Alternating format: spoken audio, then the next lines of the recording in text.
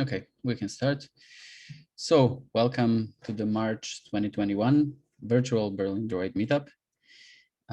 We have two great speakers today, Enrique and Dinorah, and we will we will get into it. Just a quick agenda for today, and we want to. I will also post these links into Zoom chat so you can find them. So I will give you 20 more seconds to take screenshots of this QR. And you can post your questions there and we will try to answer all of them. And then we start with Enrique's talk. He's currently in Vietnam, so the time difference is quite harsh, but we managed to make it. So his talk is about Kotlin Coroutines for JVM. And then we'll have a short break. We usually do a flea market session where you can kind of shout out whatever you want to the crowd, try to get people to do what you want and maybe get them interested in something you're doing. And then we go to the second talk, which is Practical Network for Android Developers by Dinorah. And then that's pretty much it for the meetup. We can stay and discuss more afterwards if you feel like it. So we'll see how it goes. If that's all right with everyone, I would like to give the stage to Enrique and his first talk. Thanks, Milos. So I think I'll have to share my screen now. Mm-hmm.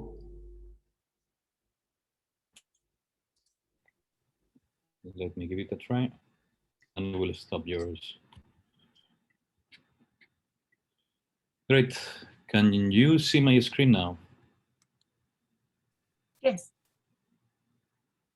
Yes, great. And then let me start with the session. So, well, thanks, Milos, for the introduction, and it's a pleasure to be online again with the community in Berlin.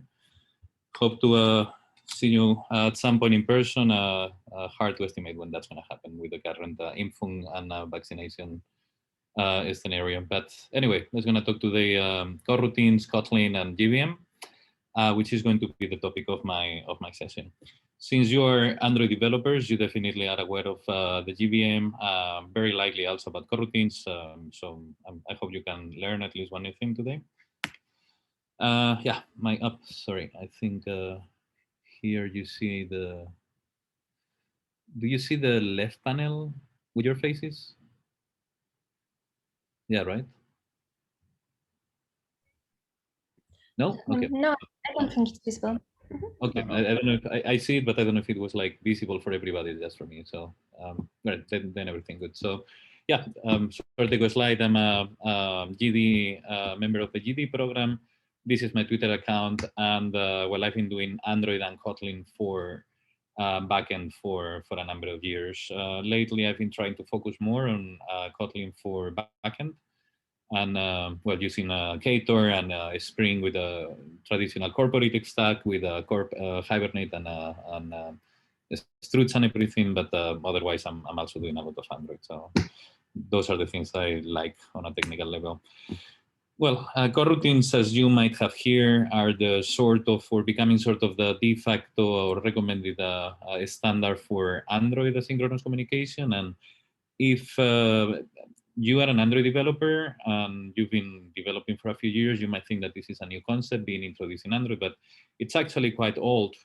And if you Google something like C# coroutines, C coroutines, you'll see that they have a number of libraries for many other programming languages. This is the Wikipedia definition. They're computer program components that generalize subroutines for non-preemptive multitasking, blah, blah, blah. Essentially, they handle the asynchronous communication in our software. Why would we like to have coroutines? So if we check this block of code, this is something very standard in any application. We fetch user data from somewhere and we have a text view. So we fetch this user from our API and we just want to paint this in the screen. Normally when I'm doing this session offline, give a dramatic pause and let the people think about this for a few seconds. Since this is an online meetup, is going to be a bit harder. The dramatic pause will be smaller. This is what happens in Android. We get the network on main thread exception because we can't execute a network request on the main thread. Otherwise, the app will get destroyed. So we could try to run this on its own thread. This is essentially the same thing with the thread block. So what happens if we execute this on Android? We get the call from another thread exception because we can't have a network request on a different thread and then try to update the UI from this different thread. So what we can do is start using callbacks. So we have a callback, we fetch the user data, and when we have this user, we just call back the function that has been originally calling this, and then we try to update the UI. But this can lead also into more problems. Which kind of problems? Well, it's very easy to start leaking callbacks all the time because in Android we have a wet screen and the screen changes, and then the callbacks are trying to update the screen, which doesn't exist anymore, and then we have a callback, a leak. And also it has this problem here, which is the callback hell. Callbacks might be calling callbacks, and this is a very common problem in JavaScript, but it's easy to run into this sort of situation when we're just relying on callbacks. So we could start having these subscriptions. Essentially, we try to subscribe the asynchronous operation to a subscription object. And when the screen is being stopped or the object is being killed, we canceled it. So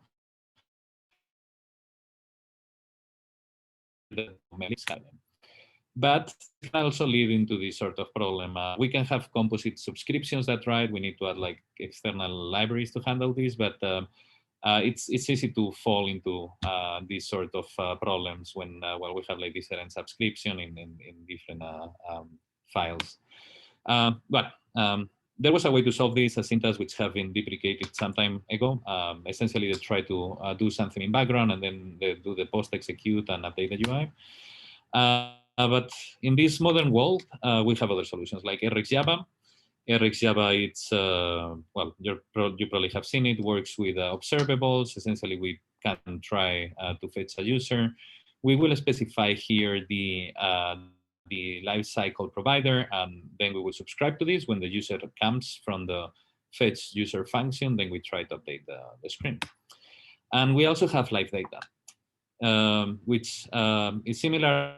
We have the live data is connected with the life cycle, and when anything happens, we update the UI. So right now we have like these three things in parallel. We have live data that works using observable data holders, RxJava that uses a mix of observable, schedulers, and observers, and the coroutines, which are suspendable computations. Like always, we always have a lot of solutions to solve a single problem. Why should we use one instead of another? So live data is not fully complete, only supports main thread. RxJava is complete, it's a complete solution, but it's very easy to misuse. Sometimes it feels like it's an overkill. And the learning curve is very steep. We can't start doing RxJava just from the beginning. Coroutines are simplified, comprehensive, and robust. Of course, everybody says, my software is simplified, comprehensive, and robust. So why coroutines, are coroutines really, do they have these attributes, and these can be categorized as simplified, comprehensive, and robust? I think so. So let's gonna check it out. They have now first-class support from Google in Jetpack. So well, Jetpack is going the direction of coroutines first. So a lot of code examples are including coroutines, and that's generally a good signal that this code is going to last longer in time. So what have we learned until now? In a nutshell, coroutines are simplify asynchronous code by replacing callbacks. Let's take a look at this blocking piece of code, this blocking block. So essentially, we have a load user, and this load user function tries to fetch a user from an API and display it on the screen, also very common. So this is how it works. We would, remember this is blocking. So we would try to call the fetch user function. This is blocking the UI, so all the on-draw functions that are in charge of updating the UI are not being called, the screen gets frozen, and then we get this A and error application not responding, which if it lasts for more than 10 seconds, shows this pop-up and the user clicks there, kills the app and leaves us a very bad review. So this asynchronous piece of code using a callback calls our API, fetches the user, and then displays it on the screen. This essentially works as follows. We try to fetch the user, then the on-draw methods are being called, and when this is ready, we just display it on the screen. So coroutines, as you see, coroutines essentially are they replace the callback with the suspend keyword. How does it work? So when we see that we have this suspend keyword, we execute our piece of code, and then we resume when it's finished based on the place where we previously left it. So suspend and resume are replacing callbacks. If you have interest in knowing how this works under the hood, we have this function at the top, suspend function load data that returns some data. Under the hood, this has a listener. The implementation contains a listener and an object of type continuation that calls to a generic of data. If you have more interest in this topic, there is this session by Roman Elizarov in 2017 in the Kotlin Conf, where he goes he really goes very deep into the coroutines at this technical level and explains how they're composed inside. I'll stay a bit on the upper side of the things.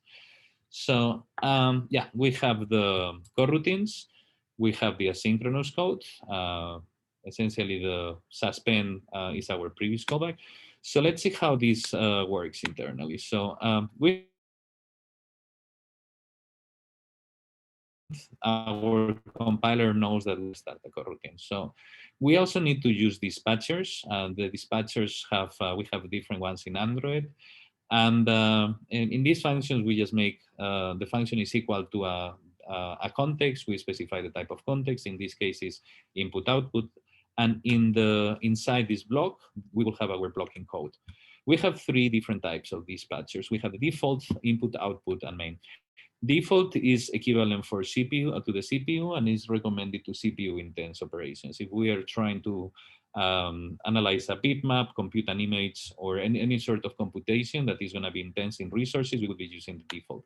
Input output should be used for input output operations, such as typically is network request or writing on our disk, server preferences, databases, etc. And main is our main thread on Android. So let's gonna go back to the example. We will have our context with our blocking calls inside the block. And this is how the compiler works. So we have our function with suspend. So the compiler starts moving and says, hey, we have a suspend keyword here. So on the main thread stack, it will put an indicator, a cell saying that, hey, now we have a suspend function here.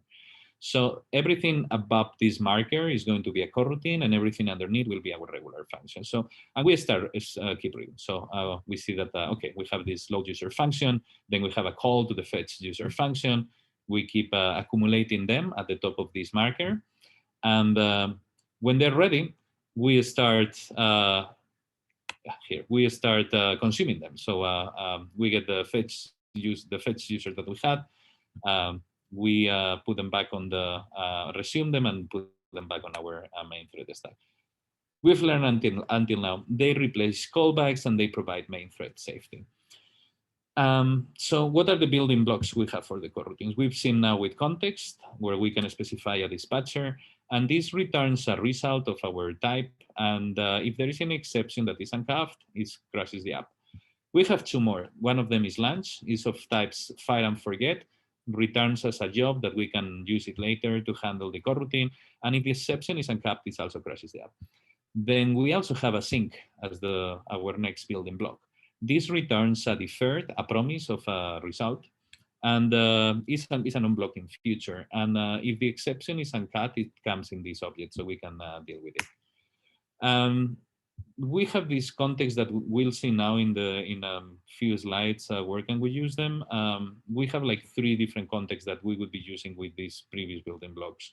UI dispatches the execution into the Android thread. Common pool dispatches the execution into the background, and unconfined, it's actually, I think it's dispatches into the current thread, and the practical utility of this is very common and very frequently tested. So let's gonna start moving with some functions for coroutines. First one is launch. So as we mentioned, we can have a coroutine context. In this case, we'll have UI and common, one for the background and one for the UI. So we will perform a network request on the background, and then we'll update our UI. Let's take a look at this function. Very common. Load data. We display some loading indicator, fetch the result, hide the show the result on the screen, and hide the loading indicator. So now we're going to add to the end of our function this launch specifying the UI context. That means that this function is going to be launched on this UI context, and within this function we have the blocking operation, the provide data, where we call our provider, our RESTful API, our database, whatever. And in this case, we're going to specify the background context. So the execution on the UI can happen, and it's not going to be blocked by the execution of this thread. So we can do a lot of things with coroutines. We can launch 2 tasks sequentially. Let's take a look at this example from here. I'll highlight the relevant parts. So same stuff, we show some loading screen, do a blocking operation, and display it on the screen. So in this case, we can call with result 1 and result 2 in sequentially, and that's the first result is going to be called, and then the first blocking call is going to happen, and then sequentially the second one. We can also do it in parallel. In this example from here, we will take our a task 1 and a task 2, and we will just call await, and that is with needing for one to wait in order to start the other one. We can also store it in a list of deferred objects and call this await all function. So essentially here we are creating a list out of the asynchronous calls, and we call the function await all that will start them in parallel. We can, of course, launch coroutines with timeouts. This is very useful in the traditional scenario is making an HTTP request. We need to provide a timeout range, like 2 seconds, 10 seconds, whatever. Calling with timeout or null will essentially wait until the timeout happens in the specified units, and then we'll return null if that timeout happens. Cancellation, this is very important because coroutines are, well, they are alive, the application can die, can go into the background, so we need to make sure that all those processes get properly canceled. So we saw this launch function that returns a job, and we will use this job to cancel coroutines. So essentially, we have this object of type job. Every time we click on next, we will load the data. This gets assigned on job. And when we click on back or on stop or any method happens that removes the application from the foreground, we will just cancel the coroutine. Job is amazing. It has a lot of fields. If you check here, we have things like is active, has it been canceled, is complete. You can get the cancellation exception if there are any children. You can invoke on completion, etc. So it's a very useful object. We need to do error handling on coroutines. So how can we do it? Of course, we can do try catch. If something happens, catch it and then print the stack trace.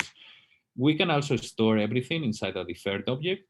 So in this example, what we're gonna do is we call the await function. So the blocking call gets executed, and we get this into our task object. So we could have a job that essentially gets assigned to the result of this log data, and we invoke on completion. If there is a throwable, they just print it on the screen. We can use exception handler. In order to do that, we have the coroutine exception handler object. And see that here we are calling the launch function, and we specify the context plus the exception handler. So if there is any exception that happens during the execution, we will call the lambda inside the handler. We can return null if exception. I see it quite frequently. I'm not super, I think there are probably better solutions that returning null, especially now that we have Kotlin, but well, this is definitely a thing. So if something happens, you just can return null from the suspend function. And then you would analyze, like, if the result has been null, then that means that we have a failure, otherwise it's a success, and then we can just keep moving. We can return a type, an object. So in this case, we will have a data class, a result that contains a success or a failure. If this can get a little bit more elaborated, we could have like a seal class that contains either result or the exception or a loading state. And I particularly like this more. If success is not null, that means that, well, we can return the type, otherwise we can handle the exception directly. Testing, that thing that we often don't do because there is no time to do it, but it's important. So we can test, of course, coroutines. So take a look at this presenter. We would have a main presenter, and the main presenter does the thing that presenter normally do. So we will pass the required context, and we have this load data function. And in order to test it, we will just create our test like this. So we will create our presenter, load the data, and then verify using Mockit or whatever we want that our dialog is showing, or whatever we need to test. See that we're passing unconfined as 2 arguments to main presenter. And that's what I meant before, that unconfined uses the current thread. So that's it's pretty much using in test. Is this replacing RxJava? Again, 2 seconds of dramatic pause. Well, I think it's not replacing RxJava. Also, I think it could be a bit too arrogant to think that there is only one solution for every single problem in the world. So RxJava, there are some analogies, of course, and some things that we might see as similar. Subscribe on will be our initial context in the coroutines, and the observe on would be with context in the coroutines. And disposables would be more or less similar to jobs. Since retrofit was, when we wanted to use it with coroutines, we needed to use this deferred object and specify inside the generic of the type that the retrofit is returning. But since I think retrofit 2.6, coroutines are supported. So we just need to add suspend in front of our retrofit call, and then automatically this will be part of a coroutine. Room also has support for coroutines, so we can use it pretty much out of the box.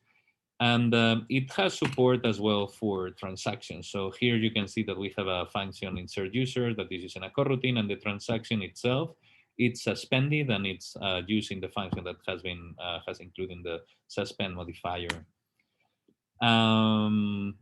Yeah, so here we will have like our repository that has a database. We just start the transaction inside any function, and things work essentially flawless. Room supports testing. We can we call this run blocking statement here, and then we can start operating with our testing our functions and see that our users are being added, or they match what is supposed to be in the database. So this run blocking function, it actually runs a coroutine and blocks the current thread interruptibly until it's completed. So I think the usage is probably pretty much limited to test. I haven't really found any use case where that's practical, but again, many requirements that we probably are not able to think of all of them. So I saw this survey somewhere in Twitter. I don't remember exactly where, but yeah, it's I think from 1 year ago, and well, it essentially making coroutines is making a survey on who uses coroutine, who uses them in sample apps, production, etc. So things might have changed a bit since then, but it's still surprising that they're not as widely, or they were not 1 year ago as widely adopted as you would think. I think also we people that like community and going to meetups tend to experiment often a little bit too much, and in the real world we have, well, corporations that they're very unkeen to start incorporating new things like Kotlin and coroutines. They're good with their Java and their own things. So I think we live somehow in our own technological bubble. That's probably right. So I think based on my personal experience also working as a freelancer, many old companies are using very old technologies and they don't have any need to change neither the resources or the in-house knowledge. So if you're interested about coroutines and you would like to experiment and learn a little bit more, I would say that if you're working on a greenfield project, you should probably try and start using them instead of anything else. Especially since we know that Google is going Kotlin first and coroutines first, and it would probably not make sense to start using anything else.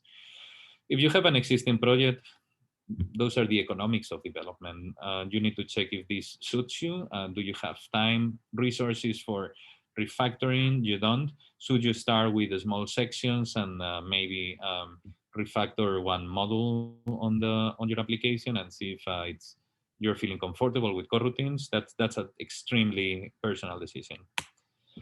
So some further resources that I would like to share. There is this coroutines guide here from Kotlin, from JetBrains, that of course include all the documentation and things you need to know about coroutines. We should not forget that Kotlin and coroutines and all those things that JetBrains is doing are open source, so you can check the source code of the coroutines and see how they're implemented. There is the Kotlin Slack from Kotlin. There is so many folks from JetBrains and Google and really talented people there that I think in general are very helpful and try to support people with any problems or questions that they might have. The Kotlin Weekly, if you allow me some spam here, this is a weekend project I have. It's a mailing list that I send on Sundays and includes news and everything happening on the Kotlin world. And you can imagine that there has been a lot of coroutine things lately. Now, Compose is probably eclipsing the coroutine world, but yeah, I believe that coroutines are probably going to get more and more popular. And there is this very nice code lab from Google on how to use Kotlin coroutines on Android. So they you see how can I make a call, a network call with coroutines, which dispatchers do I need to use, etc. There is this repo, Android Architecture Blueprints on GitHub, where they have architectural examples, how to use navigation component, view binding, etc. And they have examples of Kotlin coroutines, of course, so it's a very good place to check as well. And last but not least, if you happen to work with RX Java, Chris Baines wrote many years ago, 3 years ago, that's since forever in our programming world in fields like medicine or anything is probably yesterday. Anyway, how to migrate from RX Java to Kotlin. Many things are not current anymore, but I think it gives you a nice and solid starting point to know how to migrate into Kotlin coroutines. So this has been everything. You've been a fantastic and very virtual public, which I hope to meet at some point. If you have any question and I happen to know the answer to that question, I would be super happy to help you. Cool. Thanks, Enrique. So I will read, I see a couple of questions, so I will read them. I don't know what the ordering is, but yeah, let's go. So first one, what happens if you don't specify coroutine context inside of a suspend function? If you don't specify the coroutine context inside a suspend function, well, the coroutine needs ultimately at some point to be called from a with context or an async or a launch, and at that point the context needs to be specified. So, well, actually, that's a good question. I don't know if you don't specify if they are accepting null or not, if they are taking the default thread. Maybe I haven't seen the source code, so if you're not passing anything, it's taking null or not. I could see here. No, my Android Studio is not going to open now. Yeah, not really sure, actually. You definitely need to, especially if you're doing Android, you should specify like, UI context when you need to paint and then the background context when you need to make operation. If you don't specify, probably it's taking a default one, and that's probably not a good idea all the time because, if it's using the current thread, for example, and you execute a network request, your application is going to explode. But so I have, yeah. I'm not sure if that's gonna go fast enough. Yeah, I don't think this is nullable.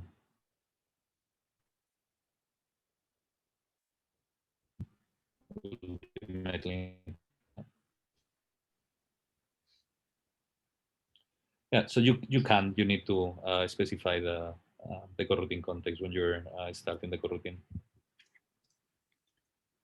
Okay, I hope that answers the question. Next one is, if you use Flow, how often do you see yourself using coroutines without Flow?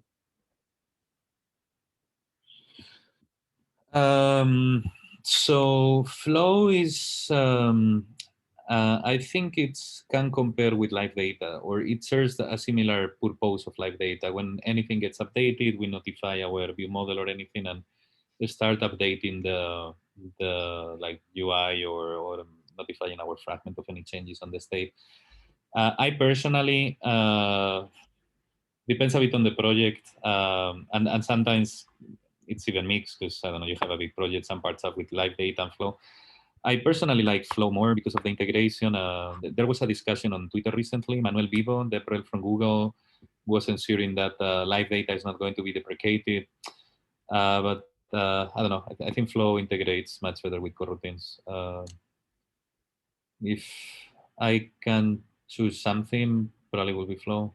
But yeah, again, I don't think at this moment makes an extremely huge difference. Okay, hope that answers it. Let's see the next one. Any idea about the number of operators that coroutines are supporting or planning to support? Literally no idea. So that comes with Kotlin on every release, and you have all those maps, flat maps, etc. Until where do they want to go? Literally no idea. But they have a super nice set, I think. And in every Kotlin is very dynamic, so they released in November last year 1.4, and they're about to release the 1.5. And with every release, you get a ton of free things.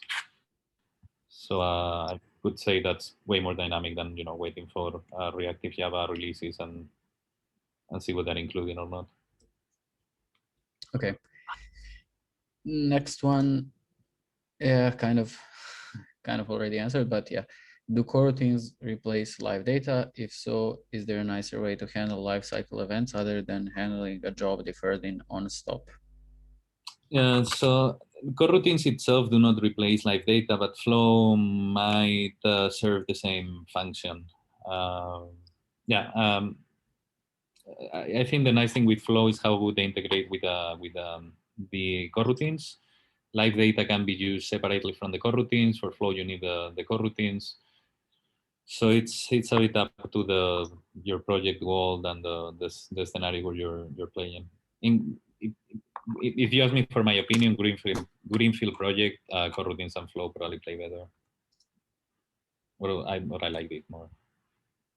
Okay, thank you. And the last one I see is, suspend cancelable coroutines still the recommended way to expose or convert callbacks as coroutines? How does it compare to callback flow? Again, sorry, could you repeat that? Is suspend cancelable coroutines still the recommended way to expose or convert callbacks as coroutines? And how does it compare to callback flow? So I don't really know callback flow, and I think it's a pity because I was reading something last week, but I'm not really deep into that. And again, the first question was, how do we convert from callbacks into coroutines? Yeah, well, yeah, no. So the question was, is suspend cancelable coroutines still the recommended way to expose callbacks as coroutines? The function suspend cancelable coroutine. Suspend cancelable coroutines, the recommended way to expose callbacks. Convert callbacks to coroutines. Well, that's yeah. The entire sugar of the coroutine, the callback gets transformed into this suspend function. So if you need to convert a callback, everywhere you see the callback, that would be essentially should be converted into a suspend function. Okay. And I see also one in the Zoom chat. It says, currently I have implemented RxJava in my production apps and did not want to switch for now, but it seems like everyone is shifting to coroutines. Should I shift my apps or wait? Milo, I lost you for 3 seconds. I think it was my internet. You can also see it in Zoom chat.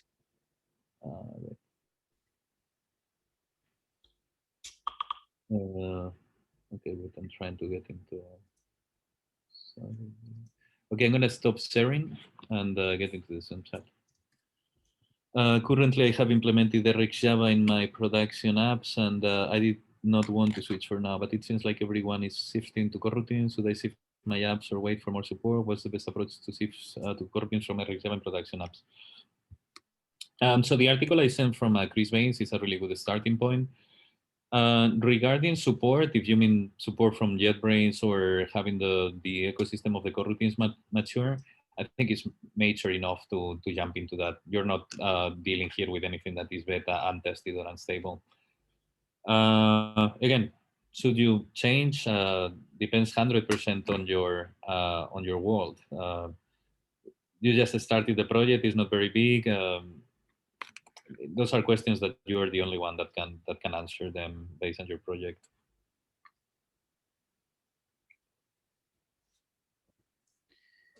Okay, thank you. And it seems that we have no more questions on this topic.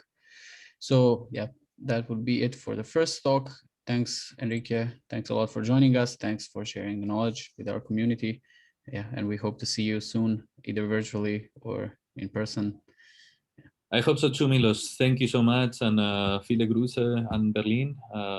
Yeah, hope to be back there at some point. Let's see if the pandemic gives us some. It's a bit merciful with all of us during this year. Cool. All right, so that concludes the first part of our meetup. We also have a short section, which is the flea market. So if anyone has anything they would like to share with the community, feel free to do so now. And yeah, in a couple of minutes, we can start with the second talk.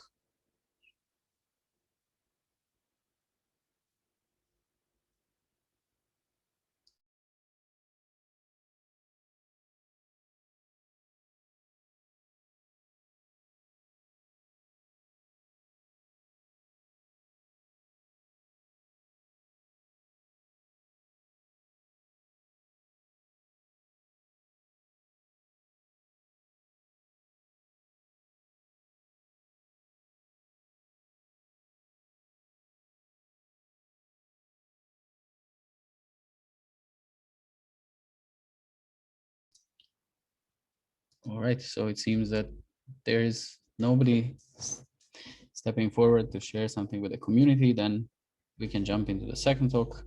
I will stop sharing my screen. The link for Q&A is the same, so please do share your questions there. And I give the stage to Dinorah. Hello, everyone. Let me share my screen. Can you see it? Just give me 1 second. Can you see it? Awesome. Yes, so good, awesome. thank My name is Dinorah. I am mobile engineer on Mexico City in a startup here that is called Confio. And Confio, we are doing some fintech stuff. So today we are going to be talking about a network, because I think network is one of the most incredible things and one of the most important things that we need to address when we are doing a mobile application. Because usually you ended up with something like this. You got your presentation layer that you might not call it like this, but you have somewhere where you have your UI, right? And then you have some domain layer when you maybe are doing some transformations, maybe you are doing some entities or you are doing something else, right? And you have your data layer. Inside your data layer, you may have two things, a network connection or a database, right? So on the presentation layer, there's all of the things that are launching the connection to the data layer. Maybe a scroll, maybe it's a click, maybe something around that table, but you are ended up traveling in that way and going to the network, and the network will connect to somewhere else. Maybe an API, maybe a AWS server, and you are connecting directly. Maybe you are doing it over Firebase, or maybe you are over something else. But network means a lot of things, and also means a lot of work, because like you hear on the Enrique's talk, he talked about concurrency, how we handle threats, and how many times we have to do a task in the main thread, and how do we handle tasks that are not going to happen on the main thread, right? So we have clients, and when I say clients, I don't mean users, I mean okay, HTTP clients that you might have multiple. You can create your own. Maybe you are using okay HTTP client. Today we are going to be talking a lot about okay HTTP client. I think it's one of the most amazing libraries, and it solves a huge problem, and you're going to see why, because today we're going deep down. We have many issues of connection. Not everybody has Wi-Fi. If you have ever traveled to Mexico, you will notice that, for example, we don't have all the time sign. For example, a cell phone network. So you might want to be addressing this, because not all your users are over Wi-Fi. Maybe a lot of are on other situations. So you might want to address that part and make sure that everything is going well, because the first promise an app should deliver is that they are always on uptime. And we need to talk about HTTP and all the versions and all the frames, because we have multiple HTTP versions, and we need to make sure that we are using the right one for the product we are creating. So let's dive in, right? So one of the things that Enrique says is that when you are doing a network, you might end up with something like this, right? Your user does some click and you go to a request, and this request goes to a server. And once you are doing that, you might end up getting the request back. You ended up having a request and a response. They are always a set. One doesn't exist without the other. In magical conditions, if everything is going wrong, you are gonna end up with a lot of socket timeout exceptions or something like that, as some kind of IO exception or somewhere on the table. But you will be able to get a response. It's gonna be an error, but it's a response. So pretty much HTTP for the Internet Engineering Task Force that you probably saw on the school, it means that HTTP is a transfer protocol layer. It's a stateless protocol, and pretty much what it does is that it's collaborative, has information, and has a system. So these are the standards behaviors that we need to be addressing every time we are trying to build some HTTP connection, even on the server or on the app, right? So at the beginning of HTTP, at the very beginning, like 30 years ago, everything was very simple, because the only method that exists on HTTP, it was route transfer. So you want to do something, it was a route transfer of data.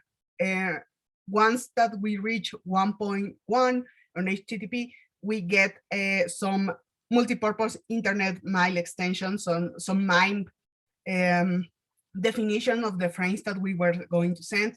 So now we have some standards that we need to address when we are working on HTTP, because every network request now has mostly a request, a response, and some data that you want to parse inside your app. It has a successful code, yes. It has maybe some headers, maybe some frames, and maybe some certificates. But at the end of the day, these are the main things you need to know. These are the three things that you need to be aware of all the time to make sure that you are working with that. So like you can see, you can have your own resource locator. That is your URL, is the place that is a physical place where your that object exists or that logic exists. You have some headers. The headers can be as big as you want, has so many definitions. All of them are on the HTTP protocol. You can look it up. It's not only application JSON and char set, it's a lot of more stuff. And you got a body. And I'm not mentioning errors, but they are really important. And I know you might think it's not that important to have some errors and that everything is going to be okay if you don't send the right error, but they mean a lot. They are mostly focused on how we are handling some details inside the application. It means how we are doing some stuff, what we need to do after getting the request. For example, if you get a 200, everything is cool. You're fine. Everything is doing fine. But imagine if you are getting a 200, but the response body is an error. This is a total mistake, and it happens a lot. It happens a lot. It happens a lot when backend engineers decide that this is the correct way to send an error. But especially, I think we need to clarify that 400 and 500 are errors that let you know who you wake up in a Sunday because the app is crashing to all your users. So if it's a 400, you wake up the mobile team and say, hey guys, everything is crashing and you are getting tons of 400s. So you need to check if you are doing this right. And 500s, well, you say, hey guys, everything is going well on mobile side, but you are returning something wrong, and you wake up the backend engineers. And this is really, really, really important, especially because it gives you the chance that if you are having some debugging on action, you are a client, you are an engineer on a call, and you are trying to figure it out what is going on. This is pretty much the simple way to do it, right? So today we're going to be talking a lot about network clients, HTTPs, and a lot of things, especially because we usually think of HTTP requests to something that you throw and you wait for the server. But there's a lot of examples that should be considered about the architecture that is happening on your data centers or maybe in your backend. For example, if your server is acting as a proxy pretty much what it's doing is a forwarding agent. So if you send a request, this proxy will change some stuff and then will resend the request, right? If you have a gateway, then you are a receiving agent, and it's pretty much a layer above the server. And if you have a tunnel, it's a relay point between 2 points. So you have your server, you're trying to communicate to your server, and maybe you have another point. So this first main connection you are doing in your app is just the tunnel. You are not getting to the real main source of the power, right? So we need to keep that in mind every time we are talking about the HTTP and trying to make sure that we are doing it correct. So there's a lot of methods. I know you probably already know this, but these methods are usually one of the most important things we need to know when we are addressing some changes on the backend side and on our mobile applications. Because when we are getting a GET, we need to make sure that this is safe. This type of methods are considered safe, and they are just make sure they push data from a server, they give you data, and they only should give you data. If they are doing something else, they are changing something even in the backend, if they are changing something on the request and then getting you data, that's an architectural issue. if you are doing a post, you are going to make sure that it's only for creation. It's not an update, it's just creation. And if you send the same data twice, you might end up with two same resources in your database or in your backend. And this make us aware that post is a subordinate resources and it's not safe or independent. So put, on the other hand, is for an update. It's not safe, but it's independent. So it makes the changes that need to be done on the back, and it gives you a response that everything is cool. A patch, I love this one. No one uses it. I have seen so many backends and no one uses it. I will love to have something like this because it update specific resources. Imagine you only want to update the last name of the person that you are creating an account. This will make it super simple. You don't have to send all the body, just put a patch and everything will be fine. And a deletion, well, a deletion is very dangerous. Make sure that when you are doing this in your apps, you are not doing something that will crash everything. So it's nice to have some visions of how we need to handle all these methods without trying to break anything. Especially because we need to talk about the classes that we can use for adding some HTTP client. For example, on Android, we have HTTP client, which is a library from Square that it was graded on Java, and they migrate everything to Kotlin a couple of months ago, maybe a year ago. And now it's really fancy. It's really fancy because it gives you the chance to have a builder of these connections, and it handles all the methods and all the frames that you want to do, and it gives you time, and it gives you cache, for example, that we are going to be talking today. It gives you connection time and read time. So this is really cool because it gives you just from a library everything you need to do. And for cache, things are getting weird in here because cache means a lot of things. You can have cache on your mobile application that you might have on a database and say, I'm going to fetch first the database, and then I'm going to do a network request. And once the request is responsive, I'm going to update that database. And with a flow or maybe with something else, I'm going to push that data to the view.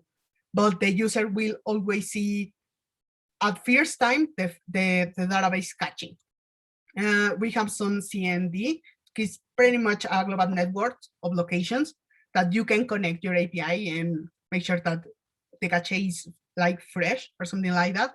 The DNS is pretty much some domain requests around the globe, and it helps you to resolve some IP address. So these are cool.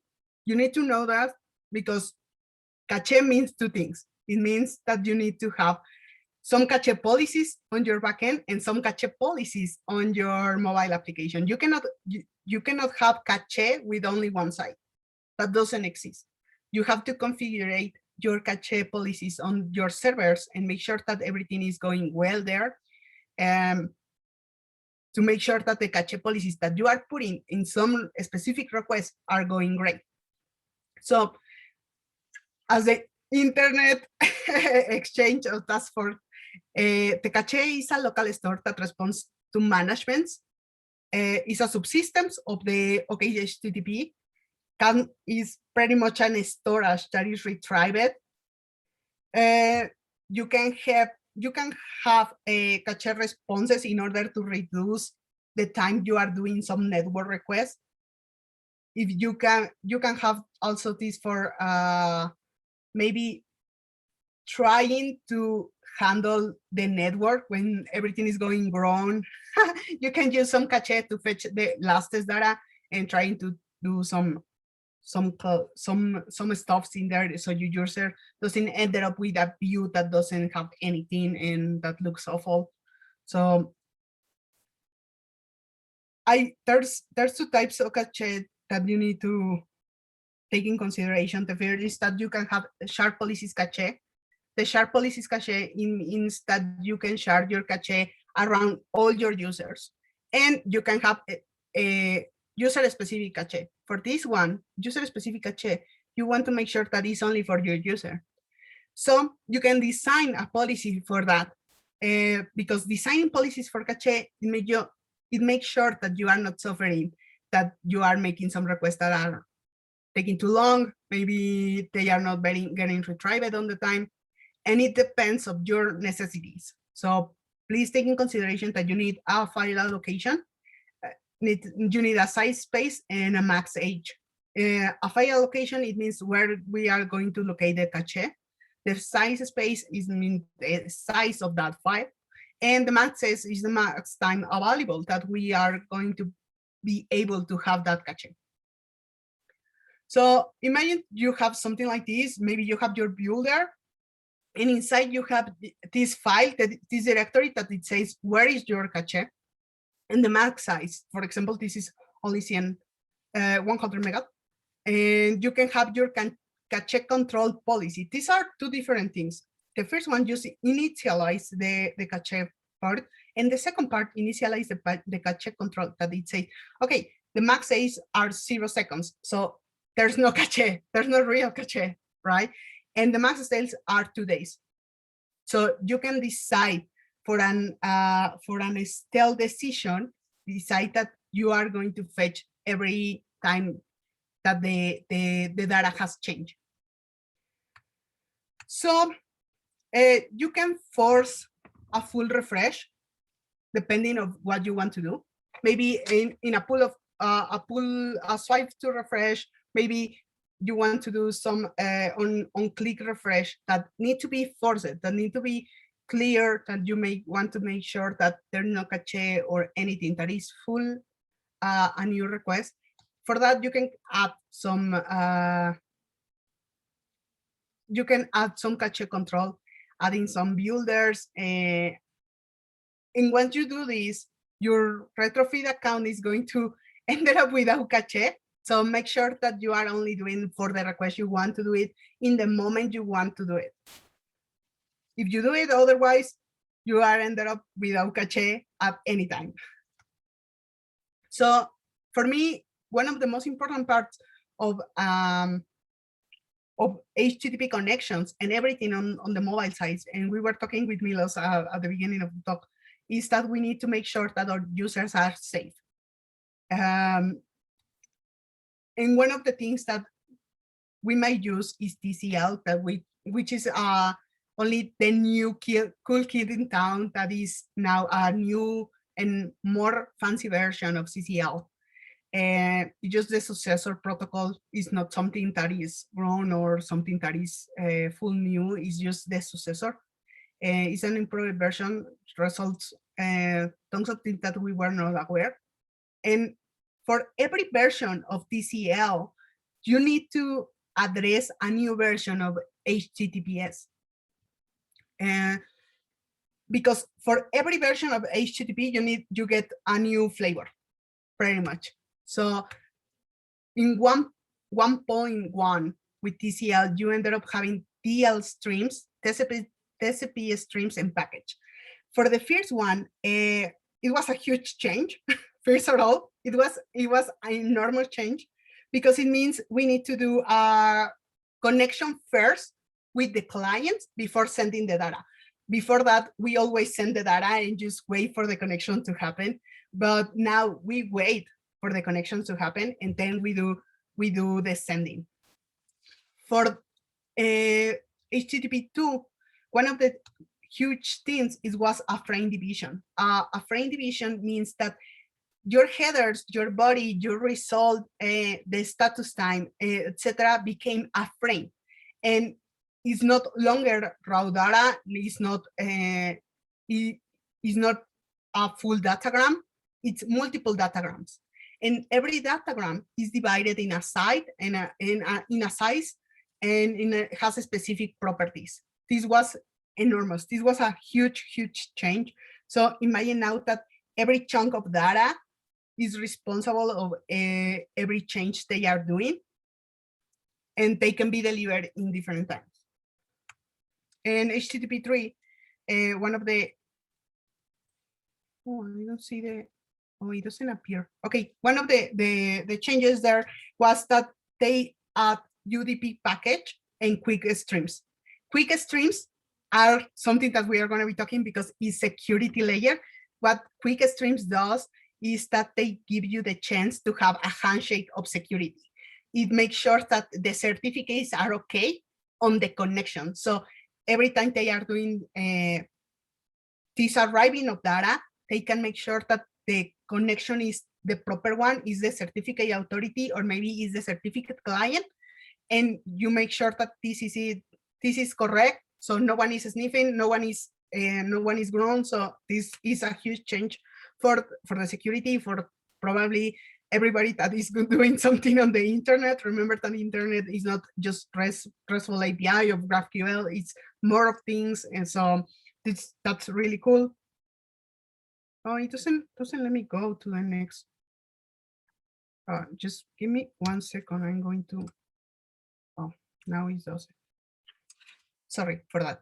So this change make that every version of HTTP needs some deferral actions of the next one. And every change, it means a change in the protocol. But don't worry, all of this is handled by HTTP client, and you can use it just right away. And they are doing an amazing job on Square. So everything that is getting new in HTTP and TCL, they are doing the correct changes to make sure that everything it's cool and that you can use it and you can keep your users safe.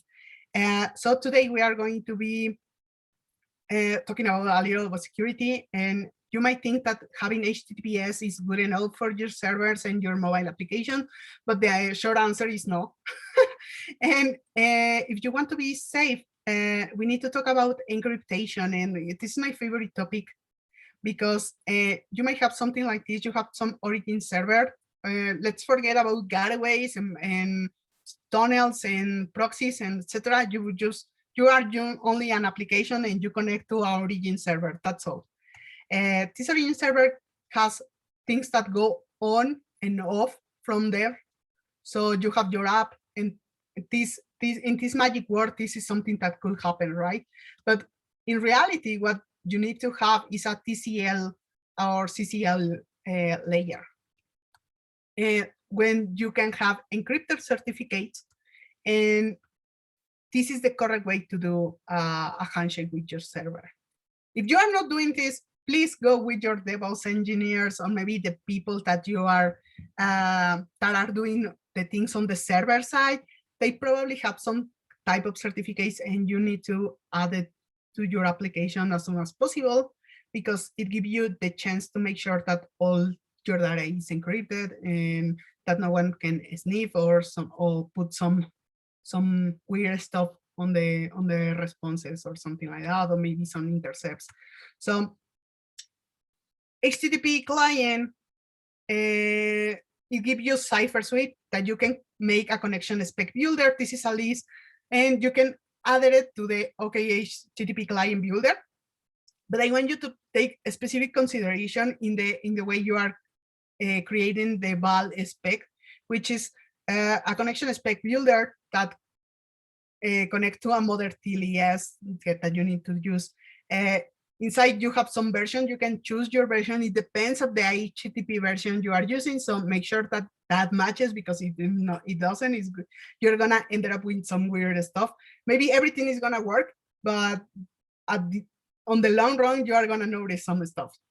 And inside this thing, there is Cipher Suite. Cipher Suite is something very similar to Cipher. Cipher is a tool that we are using for encrypt on Android. You can use it today. What is going on inside of here is that you are going to have an schema. This schema is the algorithm of encryptation that you are going to use. The model, it means how many blocks you are doing of the data. So you have a certificate. This certificate has chunks of data. This data has to be on blocks. This is the way you decide how to put this on blocks. And the padding is to make sure that the models and the schema are having 8 bytes in every block. So if you have a super long certificate, the padding makes sure that this super long certificate is always in these kind of blocks, and the blocks are always complete. So it adds maybe some fake data or some things that you can retire, and everything is going to be cool. So if you have something, for example, a token or maybe a cookie you want to encrypt, make sure you are adding this padding for the encryptation, right? So Cipher Suite ended up being something like the things that we saw on the Cipher, right? What is going on is that it gives you that everything is still yes, and you have a key exchange and signature that is also the schema. For this example, this is RSA, Randall algorithm. And you can have a poll encryptation that it says you are using the IES algorithm that is only in 128 bytes. And this is the model, but at the end, you have the message out. It gives you the message authentication that you are going to have on all the encryptation. So these are variables. Make sure you are picking the right one for your server. Not everything can work on every server. And depending on how you are doing it, you are going to end up with some hardest encryptations than the others. Don't try to do your own encryptation. It's not the correct thing. You should not do it. It's very dangerous. If you try to do it, make sure you are a company that is focused on security and has a huge team, because if you are not doing that, you are ended up with maybe some leaks, and you ended up not being safe at all. So certificates, I know that's a huge long description, but you need to have some certificate that is going to be a containing key that is going to match a private key and a public key. And this key gonna be surrendered on your server. So every time you want to do a handshake, this certificate will make sure first that the public key of that the client is using is matching the private key that is on the server. So this is super cool. This is super cool. You can add it today to your OK HTTP. Make sure that you are using some CER certificate or maybe a PVX. They are basically the same. They have an encrypted key and a public key that it matches on the client. But the only thing that is different is that the green one has other data that certifies the authority of the server, and it says that you are the owner of it. This is a huge, this is a bigger certificate. And you can add it today to your CCL connection, just adding some certificate. Please don't do the first line. This is just for an example. You should not do this because you are putting a resource in your raw files and everybody can extract that. So make sure that this certificate is allocated in a safe way in your application. Maybe you want to download it at the first moment your user open or something like that. I don't know. For security, you need to create just a key store and get the default type. This is the default type. So the key store will handle all the keys and make sure that the key is encrypted. And because you are using the key store, you are not leaving your data on. You're not leaving your data on the application. So the mobile applications works like this. You have a safe place to have executions that are only for encrypted operations, in cryptographic operations, and you have an unsafe part. That is where all our apps are. So make sure that if you are doing some encryptation, happen on this part, on the safety part. So this part should be addressed by the key store and only the key store. You can add the certificate, you load the certificate, you put a password, make sure that the password is matching to the private key server. So please don't put it on a plain text. You can init a factory manager, and once the manager factory, you can just start a CCL context instance and put everything in there, and it will work. And it will make the trick. It will be really easy to do the handshake, and you will notice that you cannot now you cannot connect some Wireshark or maybe some other tools that are for sniffing. And I have a full serial about this. I hate to do some publicity, some insights on my own blog, but I have a really long serial that is called Modern Security for Android Developers. When you can check how your certificates are, you can check pretty much how to encrypt a little token that is pretty much everything you need to encrypt in your application. How to encrypt data, how to do it fine and safe, and make sure that your users are safe. It's our job. This is a full disclaimer. It's our job to do it right. If our backend engineers is not doing it okay, that's on them. But on the mobile side, when your users are using your application every day, you need to make sure that they are safe. So please give it a try. Let me know if I can help you with any of that. We have still a lot of things to talk because we are going to talk about authenticators and interceptors. That is one of my favorite topics, because interceptors are the amazing tool that can give you the chance to observe, modify short circuits of requests and responses. It gives you the chance to modify these before they reach the end of your coroutine, or it gives you the chance to modify before going to your server. They are usually and typically used only for modifying headers, but you can use it to modify requests, sending a different response, adding a lot of things. Imagine you have your app and you have the HTTP client core, and you have the internet, that is where your server might be. So for your communication with HTTP core in your app, you need a login interceptor that you probably are using right now, in your app for log everything that is going on your network. And you might want to have a network interceptor to make some changes on the headers. Maybe you want to add a new content type or something like that. You can do it on a network interceptor. Like I said, login interceptor gives you information about your header, your body. You can add all the parameters that you want that are on the HTTP protocol. Just make sure that you are only using it on debug. Please don't use view debug. You don't use the variable that it says that you are on debug. You'll config .debug. Don't use it because that can be leak some information. You might want to use maybe a flavor. So make sure that on your app, this is only getting propagated when your app is on debug mode and not on production. Could be very dangerous. You don't want to have all your app leaked everywhere. So for login interceptors, like I said, you can add everything you want. You only have to create this fancy method of HTTP login interceptor. When you add your headers, your body, any level you want, you can check it out. They are constants on the HTTP client. So only with that, you add the interceptors. Before, I just noticed is add interceptor and it's not interceptor. It says network interceptor, but it should be interceptor. You can have as many interceptors as you want. There's no limit. The sky is the limit. You can have an authenticator, an interceptor, a network interceptor, 3 types of login interceptors, whatever you want. Just make sure that you are putting them in the order you want to use them.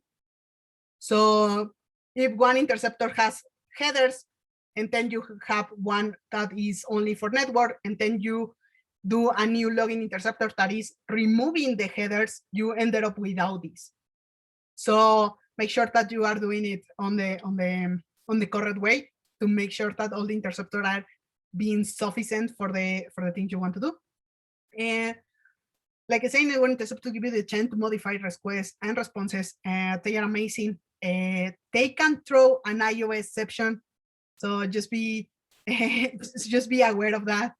Can be used in production, obviously, and they are amazing for handling 41 errors. 41 errors, it means that you are unauthorized. When this happens, you can do a refresh token maybe if you have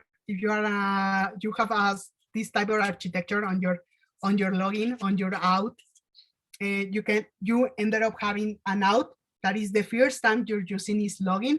Once the user ended up his session or the time frame has passed, and he might end up without a token that is successfully connected to your backend.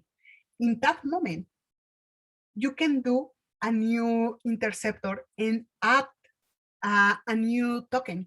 You can even do a request for on your network interceptor, do a request that is only for the refresh. You ask them for the refresh. And once it gets back, you change this new token and you put it to the new action that the user is going to do. And the user is not going to notice. He's not going to notice. And you are not going to have to put this refresh token in every request you are doing. You only have to do it on your network interceptor and it will handle all the logic again. So you can do something like this. This is an inline interceptor. I don't like it this way, but it's my personal opinion. It's my opinion because you end up with something that is really tied to how you are creating your OK HTTP client. But it's okay if you are only adding a header or maybe doing some a change that is really small, right? We can do it in a cool way. I just noticed my presentation do some weird animations. We can do it in a cool way. You can create a class that extends interceptor, and you have to override this method. When you have this, you can create inside the same logic that you have on the other slide. You can put it in here, and you can just put the login interceptor and add in whatever you want.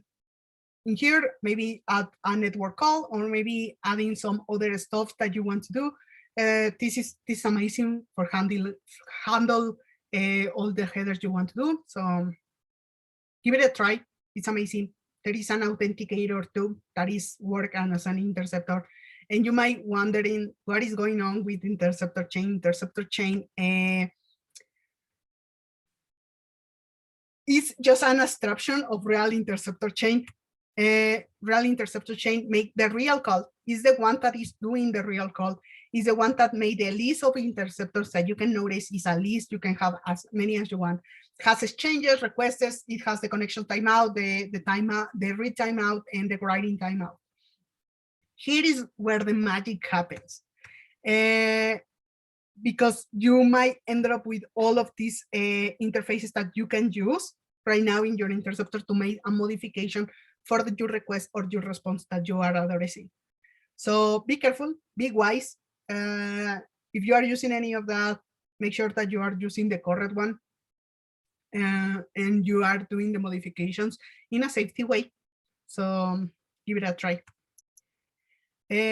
Inside your class of network interceptor, like I say, you have to extend interceptor, and you have to override intercept that has the chain that it has the code that we just saw, and it's pretty much really cool. You can change the request, get the request you are getting that you are going to send, and make a new builder. And it's a full request that is fully new.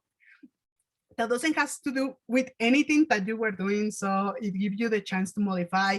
And the other one will be just forget, and you can do amazing things with this, adding headers, adding cookies, whatever you want. It's really, really cool. You can even send a new coroutine, wait for the coroutine to respond, and get the new token, and just send a new token for your users. An authentication returns a request that include a credential that was authenticated safely. This is really cool. This is for 41 specifically for that. So your app ended up being something like this with an authenticator in the middle that you ended up sending a normal request. The normal request goes to your server. It returns a 41. You try to access, but the token is dead. And then the authenticator will handle the refresh, and the refresh will be sent back to your authenticator. And the normal request will go now to your application. So now you are here in the suspendable function and you can do something with the result. But see the magic in here. The authenticator is doing all the job for us. We don't need to do anything on our layer. Just create an authenticator and everything will be fine. It's really cool. You can create a new you can do exactly the same that I was telling you. For this, I forgot to add the interceptor. You have to extend authenticator too. You can create 2 different classes. I like to do it that way. And this is super cool. It gives you so much power, and your users will not notice that you are doing something else.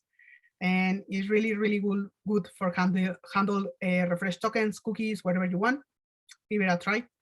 I know there is some issues that people has arise with me about HTTP client, and one of that is that when you are using Dagger, you are also consuming a lot of memory, and you might want to put some lazy on your HTTP client. But I have a good tip for the startup time of your application and HTTP client. And my tip is that you can use a delegating call factory. This delegate will handle the creation in a lazy way, like you see in the first part of the code. This function will give you the chance to have a lazy HTTP client, and once you put it on retrofit, you will make sure that everything is going smoothly. You will not notice your startup times will get better if you are using Firebase Performance. That is this amazing library of Google that is give you how many time your user are spending on your network connections and your app, how is the CPU, the memory, etc., etc. It gives you also your startup times. Once we put this on our application, the startup times were going down amazingly. This is also a talk by Zach Swerts, is engineer on Slack now, that is called Dagger Party Tricks. He's from DroidCon in New York in 2019. It's amazing. He's explaining what is going on in there. Please give it a try. It gives you incredible tips about HTTP client, cache, and how to make a provider that is safe for retrofit, and that your startup times are going to be great.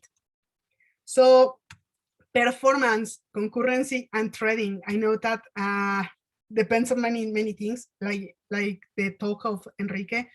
We need to be addressing a lot of things: redundancy, concurrency, and probably HTTP client that you see that you can get a better performance using the trick I just show.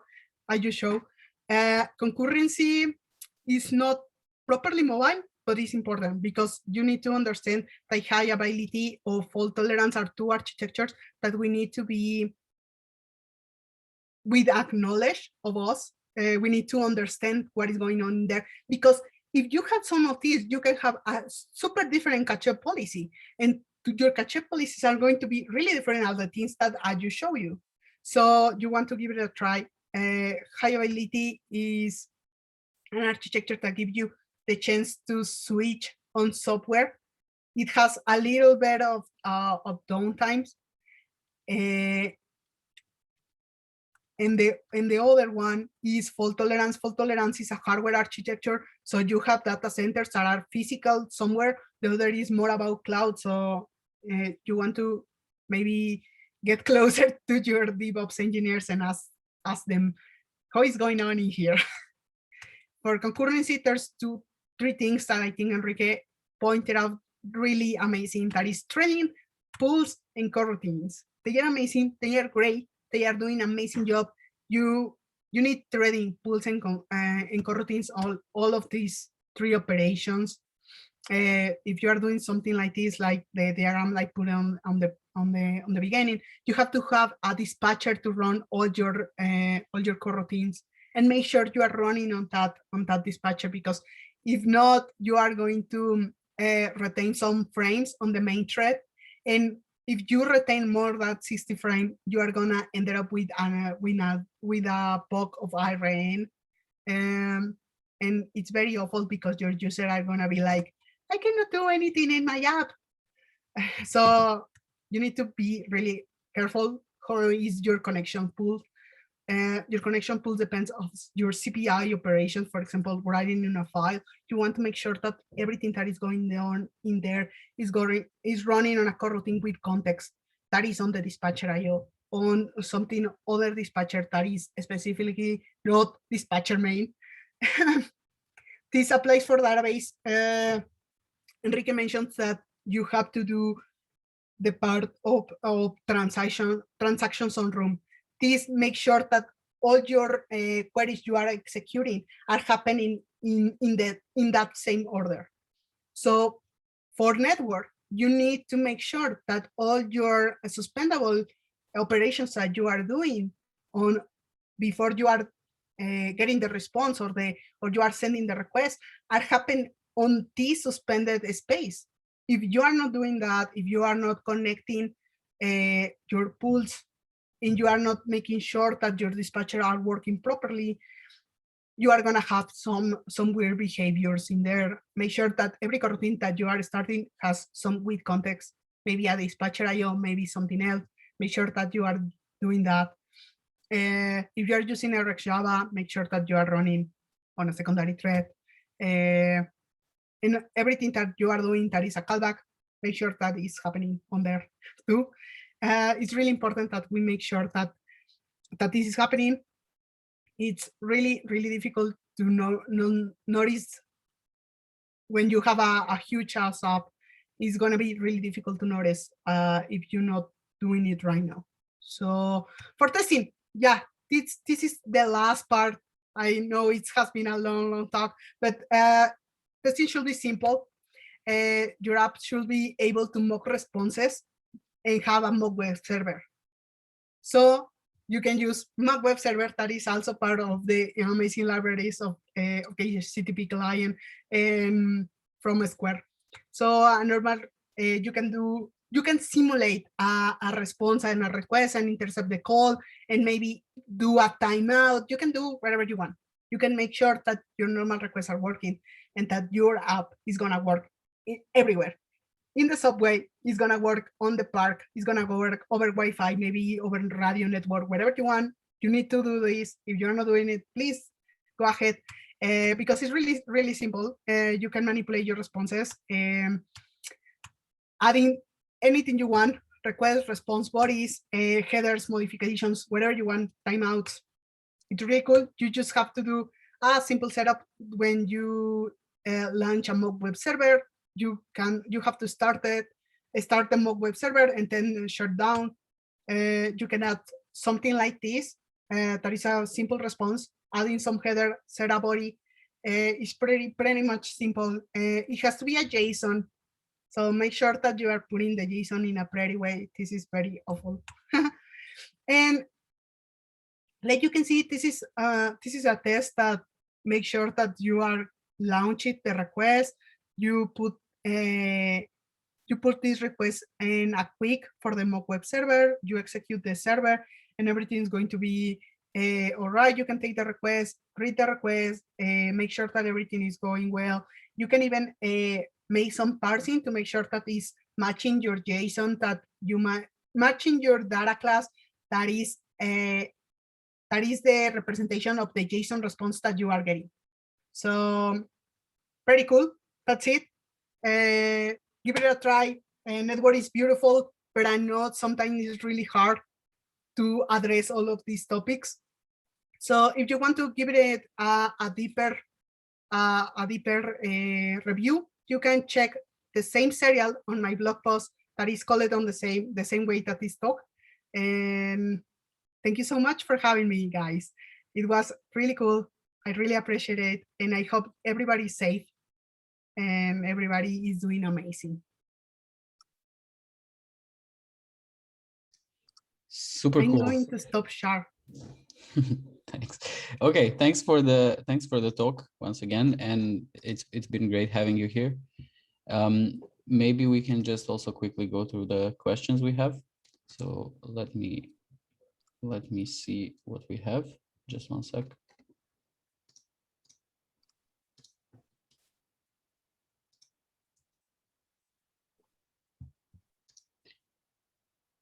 Okay, so I'm sharing the screen and you should be able to see it. So the first question, what is the best way to store a token used for handshake with a trusted certificate via HTTPS call? Oh, I have the perfect answer for this. The safest way to do it is to encrypt the token that you are going to use. You can use the new library that is Security Crypto by Google. That is super easy. It's worth like an encrypted shard preference and is going to make your life super easy. So give it a try. You can set up this in just 1 second. So it's really cool. My bad. Yes. Okay, I wanted to find the window where I have the questions so I can mark it. So next one is no question, but thanks a million for a lot of great tips. I've been using OKHCP and Retrofit for years, and I've still found unique tips. Awesome. I hope that everybody gets benefits of this talk. Let me know if you need anything. You can always ping me on Twitter, and I always answer. So okay, cool. So we have one more section if there are no more questions. The section is basically more Android. I don't know if you have any other topics you would like to discuss.